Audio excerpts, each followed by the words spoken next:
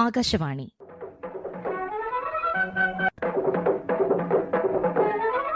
തിരുവനന്തപുരം പ്രാദേശിക വാർത്താ വിഭാഗം അവതരിപ്പിക്കുന്ന വാർത്താ തരംഗിണി.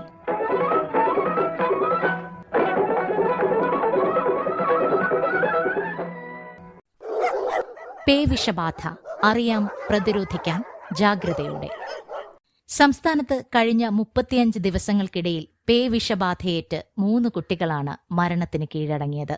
പത്തനംതിട്ട പുല്ലാട് സ്വദേശി 13 വയസ്സുകാരി ഭാഗ്യലക്ഷ്മി, മലപ്പുറം പെരുവള്ളൂർ സ്വദേശി 5 വയസ്സുകാരി സിയ ഫാരിസ്, കൊല്ലം വിളക്കുടി സ്വദേശി 7 വയസ്സുകാരി നിയ ഫൈസൽ എന്നീ പെൺകുട്ടികളാണ് പ്രതിരോധ കുത്തിവയ്പ് എടുത്തിട്ടും പേവിഷബാധയെ തുടർന്ന് മരിച്ചത്.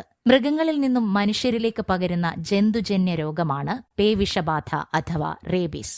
ലിസ വൈറസ് എന്ന ഒരു RNA വൈറസ് ആണ് പേവിഷബാധ ഉണ്ടാക്കുന്നത്. വൈറസ് ബാധിക്കുന്നതോടെ തലച്ചോറിന്റെ ആവരണത്തിന് വീക്കമുണ്ടാകുകയും മരണത്തിന് വരെ കാരണമാകുന്ന എൻസെഫലൈറ്റിസ് എന്ന രോഗാവസ്ഥയുണ്ടാകുകയും ചെയ്യുന്നു. ഉഷ്ണരക്തമുള്ള മൃഗങ്ങളിലാണ് റേബീസ് കണ്ടുവരുന്നത്. നായകളിലും പൂച്ചകളിലും ഈ രോഗം കൂടുതലായി കാണപ്പെടുന്നു. വളർത്തുമൃഗങ്ങളെയും വന്യമൃഗങ്ങളെയും ഒരേപോലെ രോഗം ബാധിക്കാം. ലോകത്തിൽ ഏറ്റവും മാരകമായ രോഗങ്ങളിൽ ഒന്നായാണ് പേവിഷബാധയെ കണക്കാക്കുന്നത്. 90% ആളുകൾക്കും അസുഖം പകരുന്നത് നായകളിൽ നിന്നാണ്. പേ ബാധിച്ച മൃഗങ്ങളുടെ കടിയേറ്റാൽ മുറിവിൽ നിന്ന് രോഗാണുക്കൾ നാഡികൾ വഴി തലച്ചോറിലെത്തുമ്പോഴാണ് രോഗലക്ഷണങ്ങൾ കാണിച്ചു തുടങ്ങുന്നത്. കടിയേറ്റ ഭാഗത്ത് ചൊറിച്ചിൽ, മുറിവിനു ചുറ്റും മരവിപ്പ്, വിറയൽ, ശ്വാസതടസ്സം, ഉത്കണ്ഠ, ശബ്ദവ്യത്യാസം, ഉറക്കമില്ലായ്മ, കാറ്റിനോടും വെള്ളത്തിനോടും വെളിച്ചത്തിനോടും പേടി തുടങ്ങിയവയാണ് രോഗലക്ഷണങ്ങൾ. വൈറസ് ശരീരത്തിനുള്ളിൽ പ്രവേശിച്ചു കഴിഞ്ഞാൽ ചിലപ്പോൾ മാസങ്ങൾക്ക് ശേഷമായിരിക്കും രോഗലക്ഷണങ്ങൾ പ്രത്യക്ഷപ്പെടുന്നത്. രോഗലക്ഷണങ്ങൾ പ്രത്യക്ഷപ്പെട്ടു കഴിഞ്ഞാൽ പിന്നെ അസുഖം ചികിത്സിച്ച് ഭേദമാക്കുക വളരെ ബുദ്ധിമുട്ടാണ്. വളർത്തുമൃഗങ്ങളുടെയോ തെരുവു നായ്ക്കളുടെയോ പൂച്ചയുടെയോ കടിയോ മാന്തലോ ഉണ്ടായാൽ പ്രാഥമികമായി ചെയ്യേണ്ട കാര്യങ്ങളെക്കുറിച്ച് വാർത്താ തരംഗിണിയോട് വിശദീകരിക്കുകയാണ് കേരള യൂണിവേഴ്സിറ്റി ഓഫ് ഹെൽത്ത് സയൻസസിലെ സ്കൂൾ ഓഫ് പബ്ലിക് ഹെൽത്ത് വിഭാഗം additional professor doctor Seenia T Nuju. Rabies പകർത്താൻ സാധ്യതയുള്ള മൃഗത്തിന്റെ കടിയോ മാന്തലോ അല്ലെങ്കിൽ നമ്മൾ ഏതെങ്കിലും മുറിവുകളിൽ നക്കുകയോ എന്തെങ്കിലും ചെയ്തിട്ടുണ്ടെങ്കിൽ ഉടൻ തന്നെ നമ്മൾ ചെയ്യേണ്ടതെന്ന് പറഞ്ഞാല് സോപ്പും വെള്ളം ഉപയോഗിച്ച് ഒഴുകുന്ന വെള്ളത്തിൽ വൃത്തിയായിട്ട് ആ മുറിവ് കഴുകുക എന്നുള്ളതാണ്. നല്ലതായിട്ട് സോപ്പ് ഉപയോഗിച്ച് കഴുകണം എന്ന് പറയാൻ കാര്യം, ഈ വൈറസിന്റെ പുറത്ത് ഒരു ആവരണമുണ്ട്, അത് കൊഴുപ്പിന്റെ ഒരു ആവരണമാണ്. അപ്പൊ നമ്മൾ സോപ്പ് ഉപയോഗിക്കുമ്പോൾ ഇത് ചത്തുപോകും. 80% വൈറസ് ഈ ഒരു പ്രൊസീജിയറിൽ കൂടെ നശിച്ചു പോകും. അതുപോലെ തന്നെ പ്രധാനപ്പെട്ടതാണ് എത്രയും പെട്ടെന്ന് അടുത്തുള്ള ഈ വാക്സിൻ ലഭ്യമായ ആശുപത്രിയിലേക്ക് എത്തുക എന്നുള്ളത്. അവിടെ എത്തിക്കഴിഞ്ഞാൽ നമ്മൾ ഡോക്ടർ പരിശോധിച്ച ശേഷം വേണ്ട രീതിയിലുള്ള കുത്തിവെപ്പുകൾ എടുക്കും. സാധാരണഗതിയിൽ നമ്മൾ കൊടുക്കുന്ന വാക്സിൻ എന്ന് പറയുന്നത് പോസ്റ്റ് എക്സ്പോഷർ പ്രൊഫൈലാക്സിസ്. അതിൽ നമ്മൾ 4 ദിവസങ്ങളിലായിട്ടാണ് കുത്തിവെക്കുന്നത്. അപ്പൊ ആദ്യത്തെ ഡോസ് എന്ന് പറയുന്നത് നമുക്ക് കടിയേറ്റ് അല്ലെങ്കിൽ നമുക്ക് മുറിവേറ്റ് വാക്സിൻ എടുക്കാൻ ചെല്ലുന്ന ദിവസമാണ് നമ്മൾ ഡേ 0 എന്നാണ് പറഞ്ഞത്. പിന്നീട് ഈ ദിവസം 0 എന്ന് കണക്കാക്കി അല്ലെങ്കിൽ 0 എന്ന് കണക്കാക്കി ഇവിടെ നിന്ന് 3-ാമത്തെ ദിവസം, പിന്നെ 7-ാമത്തെ ദിവസം, പിന്നെ 28-ാമത്തെ ദിവസം, ഇങ്ങനെയാണ് 4 ദിവസങ്ങൾ. പ്രതിരോധ കുത്തിവയ്പ് എടുത്തിട്ടും പേവിഷബാധ സ്ഥിരീകരിച്ച് മരണം റിപ്പോർട്ട് ചെയ്യപ്പെട്ടതോടെ വാക്സിന്റെ ഫലപ്രാപ്തിയെക്കുറിച്ചും ഗുണമേന്മയെക്കുറിച്ചുമൊക്കെയുള്ള ആശങ്ക ജനങ്ങളിൽ വ്യാപകമാകുന്നുണ്ട്. എന്നാൽ ഈ വിഷയത്തിൽ ആശങ്ക വേണ്ടെന്നും പേവിഷബാധയിൽ നിന്നും വാക്സിനേഷനിലൂടെ 100 കണക്കിന് ആളുകളെ രക്ഷിക്കാൻ സാധിക്കുന്നതായും വാക്സിൻ എടുത്ത വ്യക്തികളുടെ ശരീരത്തിൽ വൈറസിനെതിരായ ആന്റിബോഡി രൂപപ്പെട്ടിട്ടുണ്ടോ എന്ന് പരിശോധിക്കുന്നതിലൂടെ സംസ്ഥാന സർക്കാർ ശാസ്ത്രീയ രീതിയിൽ തന്നെ വാക്സിൻ ഫലപ്രദമാണെന്ന് ഉറപ്പിച്ചിട്ടുണ്ടെന്നും ആരോഗ്യമന്ത്രി വീണ ജോർജ് വ്യക്തമാക്കി. കേരളത്തിൽ നൽകി വരുന്ന വാക്സിനുകൾ അതിന്റെ ജോലി കൃത്യമായി ചെയ്യുന്നു എന്ന് മെഡിക്കൽ വിദ്യാഭ്യാസ വകുപ്പിലെ ഡോക്ടർമാർ നടത്തിയ പഠനങ്ങളിലൂടെ തെളിഞ്ഞിട്ടുണ്ടെന്നും മന്ത്രി പറഞ്ഞു. കുത്തിവയ്പ്പിന്റെ ഫലപ്രാപ്തി, ഗുണമേന്മ എന്നിവയെക്കുറിച്ചും വാക്സിൻ സ്വീകരിച്ച ആളുകളിൽ അപൂർവമെങ്കിലും പേവിഷബാധ ഉണ്ടാകുന്നത് എന്തുകൊണ്ട് എന്നതിനെക്കുറിച്ചും ഡോക്ടർ സീനിയ ടി നുജു തുടരുന്നു. എല്ലാ വർഷവും ശരാശരി ഒരു 10,000-ൽ പരം പേർക്ക് നമ്മൾക്ക് ആക്ച്വലി വാക്സിൻ കൊടുത്തുകൊണ്ട് അസുഖം വരാതെ ഇരിക്കുന്നുണ്ട്. ഇത് അതിന്റെ ഫലപ്രാപ്തിയുടെ ഒരു നേരിട്ടുള്ള നമ്മുടെ ഒരു അനുഭവമാണ്. ശരിക്കും ഒരു വാക്സിൻ മാർക്കറ്റിലേക്ക് വരുന്നതിന് മുമ്പേ അതിനൊരു പ്രോസസ് ഉണ്ട്.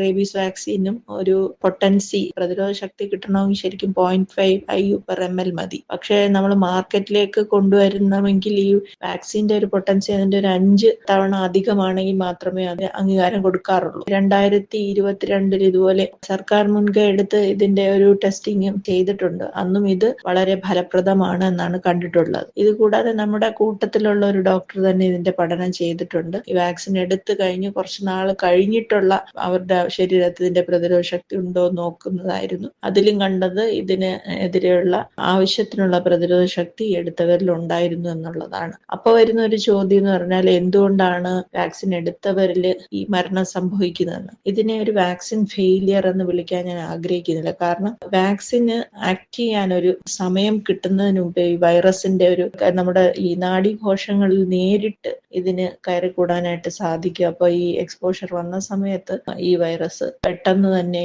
നമ്മുടെ നാഡീകോശങ്ങളിലേക്ക് കയറിക്കൂടും. അപ്പൊ പ്രിവെന്റ് ചെയ്യാനുള്ള ഒരു അവസരം അല്ലെങ്കിൽ ഒരു സമയം പലപ്പോഴും വൈറസ് നമുക്ക് തരുന്നില്ല എന്നുള്ളതാണ്. പക്ഷെ ഇത് വളരെ വിരളമായി സംഭവിക്കുന്ന ഒരു കാര്യമാണെന്ന് നമ്മൾ മനസ്സിലാക്കുക. അതുകൊണ്ട് തന്നെ ആരും തന്നെ ഈ വാക്സിന്റെ ഫലപ്രാപ്തിയെ കുറിച്ച് ആശങ്കപ്പെടേണ്ടതില്ല. നമ്മൾ മൊത്തം റേബീസ് കേസ് ഒരു വർഷം വരുന്നതിന്റെ കണക്കെടുത്ത് നോക്കിയാൽ ഇതിലെല്ലാം തന്നെ ഒരു 80% വന്നേക്കുന്നത് വാക്സിൻ എടുക്കാത്തവരിലാണ്. അതും നമ്മൾ പ്രത്യേകം നോട്ട് ചെയ്യേണ്ട ഒരു കാര്യമാണ്. പേവിഷബാധയ്ക്കെതിരെ 2 തരത്തിലുള്ള വാക്സിനേഷൻ രീതികളാണ് ഉള്ളത്. മൃഗങ്ങളിൽ നിന്നും കടി, മാന്തൽ തുടങ്ങിയ ഉപദ്രവം ഉണ്ടായതിനു ശേഷം സ്വീകരിക്കുന്ന പോസ്റ്റ് എക്സ്പോഷർ പ്രൊഫൈലാക്സിസ്, കൂടാതെ മൃഗങ്ങളിൽ നിന്നും അപകടമുണ്ടാകാൻ സാധ്യതയുള്ളവരിൽ അപകടമുണ്ടാകുന്നതിന് മുമ്പ് തന്നെ നൽകുന്ന പ്രീ എക്സ്പോഷർ പ്രൊഫൈലാക്സിസ് എന്നിങ്ങനെ 2 രീതികളാണ് ഉള്ളത്. റേബീസ് പ്രതിരോധ കുത്തിവയ്പ് എപ്പോൾ എങ്ങനെ എടുക്കണം എന്നറിയാൻ Thiruvananthapuram government medical college community medicine വിഭാഗത്തിലെ assistant professor doctor Gayathri LK പറയുന്നത് ശ്രദ്ധിക്കാം. പട്ടിയോ പൂച്ചയോ കടിച്ചിട്ടുള്ള മുറിവുകളാണ് റേബീസ് വൈറസ് നമ്മുടെ ശരീരത്തിൽ പ്രവേശിക്കപ്പെടുന്ന സാഹചര്യം ഉണ്ടാക്കുന്നത്. അപ്പോൾ ഈ മുറിവ് നമുക്ക് എക്സ്പോഷർ വരുന്ന അനുസരിച്ച് നമുക്ക് 3 രീതിയിലാണ് ക്ലാസിഫൈ ചെയ്തിട്ടുള്ളത്. കാറ്റഗറി 1, 2, 3. കാറ്റഗറി 1ൽ നമുക്ക് മുറിവുകൾ ഉണ്ടാവണം എന്നില്ല. തൊലിപ്പുറത്തുള്ള നക്കുകയോ അങ്ങനെ സലൈവ ആയിട്ടുള്ള ഒരു കോണ്ടാക്ട് വരുമ്പോൾ അത് കാറ്റഗറി 1 ആകും. ഈ സാഹചര്യത്തിൽ നന്നായിട്ട് കഴുകിയാൽ മാത്രം മതിയാവും. വാക്സിന്റെയോ വേറൊരു ട്രീറ്റ്മെന്റിന്റെയും ആവശ്യമില്ല. കാറ്റഗറി 2 എന്ന് പറയുമ്പോൾ തൊലിപ്പുറത്തുണ്ടാകുന്ന ചെറിയ പോറലുകളാണ്. ഇതിൽ നമുക്ക് ബ്ലഡ് പൊടിയണം എന്നില്ല, രക്തം പൊടിയണം എന്നില്ല. ഈ സാഹചര്യത്തിൽ നമുക്ക് വാക്സിൻ മാത്രം കൊടുത്താൽ മതിയാവും. നല്ല രീതിയിൽ മുറിവ് സോപ്പും വെള്ളവും വെച്ചിട്ട് ഒരു 10-15 മിനിറ്റോളം പതപ്പിച്ച് കഴുകേണ്ടതാണ്. അതിനുശേഷം വാക്സിൻ എടുക്കാവുന്നതാണ്. വാക്സിൻ 2 രീതിയിൽ ലഭ്യമാണ്. ഇൻട്രാഡേർമലായിട്ടും ഇൻട്രാമസ്കുലറായിട്ടും കൊടുക്കുന്ന വാക്സിൻ ഉണ്ട്. ഇൻട്രാഡേർമൽ എന്ന് പറയുമ്പോൾ 4 ദിവസങ്ങളിലായിട്ടാണ് എടുക്കേണ്ടത്.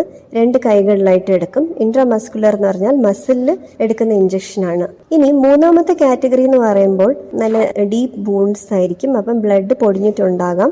ഈ സാഹചര്യത്തിൽ നമുക്ക് നെർവ് എൻഡിങ്സ് കൂടുതലായിട്ട് എക്സ്പോസ് ചെയ്യുന്ന ഒരു സിറ്റുവേഷൻ ആണുള്ളത്. അപ്പോൾ ഇതിൽ നമ്മൾ വാക്സിൻ കൊടുക്കുന്നതോടൊപ്പം തന്നെ ഇമ്മ്യൂണോഗ്ലോബുലിനും നൽകേണ്ടതാണ്. വാക്സിൻ നൽകിയാൽ നമുക്ക് 3 തൊട്ട് 4 ദിവസം ഇല്ലെങ്കിൽ 7 ദിവസം വരെയെങ്കിലും എടുക്കും ശരീരത്തിൽ ആവശ്യത്തിന് ആന്റിബോഡി ഉണ്ടായി വരാൻ. ഈ സാഹചര്യത്തിൽ പ്രൊട്ടക്ഷൻ കിട്ടാനായിട്ട് നമ്മൾ ഇമ്മ്യൂണോഗ്ലോബുലിനും കൂടെ കൊടുക്കേണ്ടതാണ്. അത് ഇമ്മീഡിയറ്റ് പ്രൊട്ടക്ഷൻ നമുക്ക് നൽകും. വാക്സിൻ എടുത്തു കഴിഞ്ഞാൽ ലൈഫ് ലോങ് നമ്മുടെ ബോഡിയിൽ ആന്റിബോഡീസ് ഉണ്ടാകുന്നതാണ്. അടുത്ത ഒരു 3 മാസം വരെയും ഒരു കടിയോ പോറലോ ഉണ്ടായാൽ നമ്മൾ പിന്നെ വാക്സിൻ എടുക്കേണ്ട ആവശ്യമില്ല. 3 മാസം കഴിയുന്ന സാഹചര്യത്തിൽ 03 2 ദിവസങ്ങളിലായിട്ട് ബൂസ്റ്റർ ഡോസ് എടുക്കേണ്ടതാണ്. പട്ടിയും പൂച്ചയായിട്ട് അടുത്ത സമ്പർക്കം പുലർത്തുന്നവര്, പട്ടി പൂച്ച വളർത്തുന്നവരോ ഇല്ലെങ്കിൽ വെറ്ററിനറി ഡിപ്പാർട്ട്മെന്റ് റിസ്കി സാഹചര്യങ്ങൾ ഉള്ളവർ അങ്ങനെയൊക്കെ ഉണ്ടെന്നുണ്ടെങ്കിൽ പ്രീ എക്സ്പോഷർ ആയിട്ട് 3 ദിവസമായിട്ട് 0728 3 ദിവസങ്ങളിൽ വാക്സിൻ എടുക്കാവുന്നതാണ്. ലോകാരോഗ്യ സംഘടന പേവിഷബാധ പ്രതിരോധത്തിനായി 3 ഡോസുകളുള്ള പ്രതിരോധ കുത്തിവയ്പ് നൽകാൻ ശുപാർശ ചെയ്തിട്ടുണ്ട്. ഇതനുസരിച്ച് കുട്ടികളിൽ തുടങ്ങി എല്ലാവർക്കും ഘട്ടം ഘട്ടമായി പ്രീ എക്സ്പോഷർ പ്രതിരോധ കുത്തിവയ്പ് നടപ്പാക്കണമെന്ന് ഡോക്ടർമാരുടെ ചില സംഘടനകളും സർക്കാരിനോട് ആവശ്യപ്പെട്ടിട്ടുണ്ട്. അലഞ്ഞു തിരിഞ്ഞു നടക്കുന്ന നായ്ക്കളുടെ എണ്ണത്തിലുണ്ടായ വലിയ വർധനയും ഭീഷണിയാണ്. കൊല്ലം ജില്ലയിൽ നിയ ഫൈസൽ എന്ന കുട്ടി തെരുവ് നായ കടിച്ചതിനെ തുടർന്ന് റേബീസ് ബാധിച്ച് മരിച്ചത് ഈ മാസം 5-നാണ്. ജില്ലയിൽ തെരുവ് നായ്ക്കളെ നിയന്ത്രിക്കുന്നതിനായും അവയിൽ പേവിഷബാധ തടയുന്നതിനായും സ്വീകരിച്ചു വരുന്ന നടപടികൾ എന്തെല്ലാമെന്ന് വ്യക്തമാക്കുകയാണ് കൊല്ലം ജില്ലാ മൃഗസംരക്ഷണ ഓഫീസർ ഡോക്ടർ അജിത് AL. തെരുവുനായ്ക്കളുടെ വാക്സിനേഷന് വേണ്ടി കൊല്ലം ജില്ലാ പഞ്ചായത്തും ഗ്രാമപഞ്ചായത്തും സംയുക്തമായി പദ്ധതി നടപ്പിലാക്കുന്നുണ്ട്. അതിന്റെ ഭാഗമായി ചിതറ, പത്തനാപുരം, തഴവ പഞ്ചായത്തുകളിൽ തെരുവുനായ്ക്കളുടെ വാക്സിനേഷൻ കഴിയുകയും നിലവിൽ തൊടിയൂർ, തെക്കുംഭാഗം പഞ്ചായത്തുകളിൽ വാക്സിനേഷൻ നടന്നു വരികയും ചെയ്യുന്നുണ്ട്. സംസ്ഥാന സർക്കാർ കാവ എന്ന ഏജൻസിയുമായി ചേർന്ന് തെരുവുനായ്ക്കളുടെ വാക്സിനേഷൻ പദ്ധതി നടപ്പിലാക്കുന്നു. അതിന്റെ ഭാഗമായി കൊല്ലം കോർപ്പറേഷനിൽ തെരുവുനായ്ക്കളുടെ വാക്സിനേഷൻ പദ്ധതി പൂർത്തീകരിക്കുകയും 3336 തെരുവുനായ്ക്കളെ പ്രതിരോധ കുത്തിവയ്പ്പിനും വിധേയമാക്കുകയും ചെയ്തിട്ടുണ്ട്. നിലവിൽ കല്ലുവാതക്കൽ പഞ്ചായത്തിൽ വാക്സിനേഷൻ പൂർത്തീകരിച്ച് ചാത്തന്നൂർ പഞ്ചായത്തിൽ വാക്സിനേഷൻ നടന്നുവരുന്നു. ABC പദ്ധതി കൊല്ലം കോർപ്പറേഷനിൽ അഞ്ചാലുമൂട് ABC സെന്ററിൽ നടന്നുവരുന്നു. 2023-24 25 വർഷങ്ങളിലായി 7694 വളർത്തുനായ്ക്കൾക്ക് ബന്ധീകരണ ശസ്ത്രക്രിയ നടത്തുകയും വാക്സിനേഷൻ നടത്തുകയും ചെയ്തിട്ടുണ്ട്. അനിയന്ത്രിതമായ കശാപ്പും മൃഗാവശിഷ്ടങ്ങൾ പൊതുനിരത്തുകളിലും ജലാശയങ്ങളിലും വലിച്ചെറിയുന്നതും തെരുവ് നായ്ക്കളുടെ എണ്ണം കൂടുന്നതിൽ പ്രധാന കാരണമാകുന്നു. ഇത്തരം പ്രവണതകൾ അവസാനിപ്പിക്കാൻ തദ്ദേശ സ്വയംഭരണ വകുപ്പ് കർശന നടപടികൾ കൈക്കൊണ്ടുവരുന്നു. പത്തനംതിട്ടയിൽ പ്രതിരോധ വാക്സിൻ എടുത്ത ഭാഗ്യലക്ഷ്മി മരിച്ചത് റേബീസിനെ തുടർന്നാണെന്നും കുട്ടിയെ കടിച്ച നായയ്ക്ക് പേവിഷബാധയുണ്ടെന്നും സ്ഥിരീകരിച്ചതോടെ മാതാവ് നായയുടെ ഉടമയ്ക്കെതിരെ പരാതി നൽകുകയും തുടർന്ന് ഉടമയ്ക്കെതിരെ പോലീസ് കേസെടുക്കുകയും ചെയ്തു. സംഭവത്തിന്റെ വിശദാംശങ്ങളുമായി ആകാശവാണി ജില്ലാ പ്രതിനിധി ശ്രീജി എസ് ശ്രീധർ. ഡിസംബർ 13 ഭാഗ്യലക്ഷ്മിയെ സ്കൂൾ ബസ് കാത്തുനിൽക്കുമ്പോഴാണ് അയൽവീട്ടിലെ വളർത്തുനായ കടിച്ചത്. 3 മാസത്തിനു ശേഷം കുട്ടി പേവിഷബാധയുടെ ലക്ഷണങ്ങൾ കാണിച്ചതിനെ തുടർന്ന് കൊച്ചിയിലെ സ്വകാര്യ ആശുപത്രിയിൽ ചികിത്സയിലിരിക്കെ ഏപ്രിൽ 9 മരിച്ചു.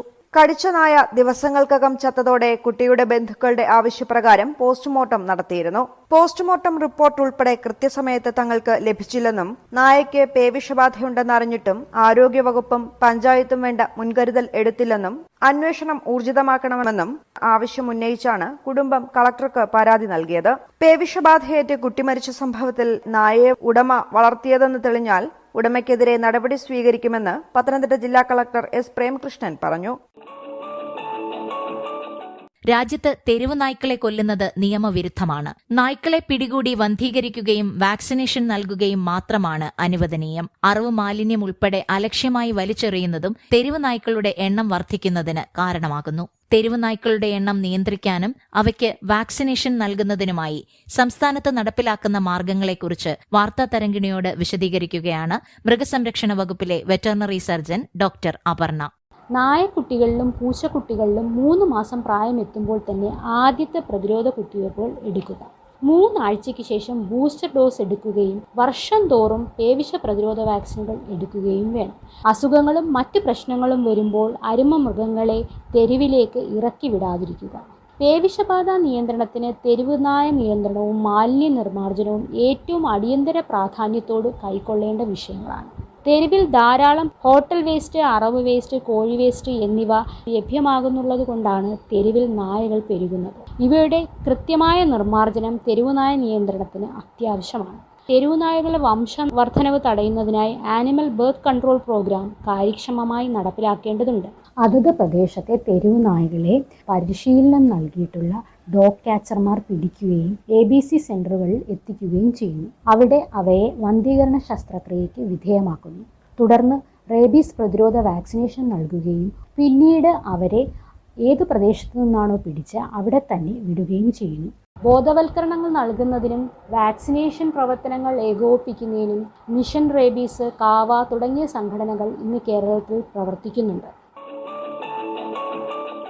സംസ്ഥാനത്ത് പേവിഷബാധയെ തുടർന്ന് സമീപ ദിവസങ്ങളിലുണ്ടായ മരണങ്ങളുടെ കാരണങ്ങൾ അന്വേഷിക്കാൻ മെഡിക്കൽ വിദ്യാഭ്യാസ ഡയറക്ടറുടെ നേതൃത്വത്തിൽ ഒരു മെഡിക്കൽ സംഘത്തെ നിയോഗിക്കണമെന്ന് മനുഷ്യാവകാശ കമ്മീഷൻ ഉത്തരവിട്ടിട്ടുണ്ട്. പേവിഷബാധ കാരണം മരിച്ചവർ പ്രതിരോധ വാക്സിൻ എടുത്തിട്ടുണ്ടോ, ഇവർക്ക് കുത്തിവെച്ച വാക്സിന്റെ കാര്യക്ഷമത ഉൾപ്പെടെയുള്ള കാര്യങ്ങളാണ് മെഡിക്കൽ സംഘം അന്വേഷിക്കേണ്ടതെന്ന് ഉത്തരവിൽ പറയുന്നു. ഇത്തരം അന്വേഷണങ്ങൾ നടക്കുകയും അങ്ങനെ ജനങ്ങളുടെ സംശയങ്ങൾക്ക് ഉത്തരം നൽകുകയും വേണം. ദേശീയ തലത്തിൽ തന്നെ കുഞ്ഞുങ്ങൾക്ക് മറ്റു വാക്സിനുകളോടൊപ്പം പേവിഷബാധയ്ക്കെതിരെയുള്ള പ്രതിരോധ കുത്തിവയ്പ്പുകൾ എടുക്കാനുള്ള സാധ്യതയും ആരായേണ്ടതുണ്ട്.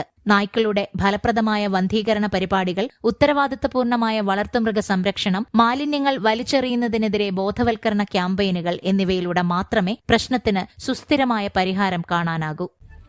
സർക്കാരും ആരോഗ്യ സംവിധാനങ്ങളും സന്നദ്ധ സംഘടനകളും പൊതുസമൂഹവും ഒരുമിച്ച് പ്രവർത്തിക്കുന്നതിലൂടെ തെരുവുനായകളുടെ എണ്ണം നിയന്ത്രിക്കുവാനും മനുഷ്യ മൃഗ സഹവർത്തിത്വം പ്രോത്സാഹിപ്പിക്കുവാനും അതുവഴി ഫലപ്രദമായ രീതിയിൽ പേവിഷബാധ എന്ന മാരക രോഗത്തെ പ്രതിരോധിക്കുവാനും സാധിക്കും എന്ന പ്രതീക്ഷയിൽ വാർത്താ തരംഗിണി സമാപിക്കുന്നു. ഏകോപനം മയൂഷ AM. തയ്യാറാക്കി അവതരിപ്പിച്ചത് ബിന്ദു വിനോദ്. വാർത്താ തരംഗിണി ഇനി വ്യാഴാഴ്ച രാവിലെ 9 മണിക്ക്.